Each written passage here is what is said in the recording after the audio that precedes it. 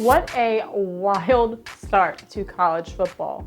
And literally, I have 1,000 questions, but let's start with the glaring one.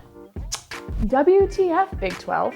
I wish I could just chalk it up to this conference being super deep and good teams just beating up on good teams. But the Sun Belt exposed them in week 1, so it looks like it's just a bunch of bad teams beating up on bad teams.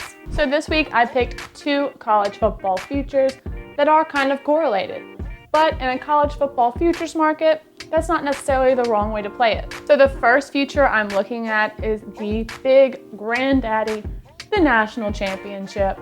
And I know everyone has Bama, Ohio State, or Clemson on their radar. But just like last week, I'm trying to find value. And that's what landed me on the Florida Gators.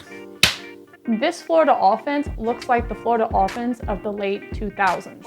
Studs everywhere that just seem to be faster than anyone else. Florida has an experienced QB in Kyle Trask. They have a stud tight end in Kyle Pitts. They have 2 amazing running backs in Davis and Pierce, who are both averaging over 5 yards a carry. They have an experienced offensive line, and they have a weapon like Tony, who personally reminds me of Percy Harvin. Unless this team catches the injury bug, I don't see Florida's offense slowing down at all. Their biggest game this year is going to be against Georgia, and if they manage to win that game, we will most likely be seeing them in Atlanta facing Alabama for the SEC championship. If the Gators go in undefeated and lose to Bama, there's still a good chance that they could be in the college football playoff. If they go with 1 loss and play Bama and win, there's still a great chance they make it to the college football playoff. Value-wise, the Florida Gators are the best bet on the board. For my Florida National Championship ticket to cash, it's most likely that Trask will be a Heisman finalist. So right now, I'm gonna go ahead and pull the trigger on Trask while I still feel like it has some value. I know it's early, but this Florida Gators team starting to remind me of my LSU team from last year.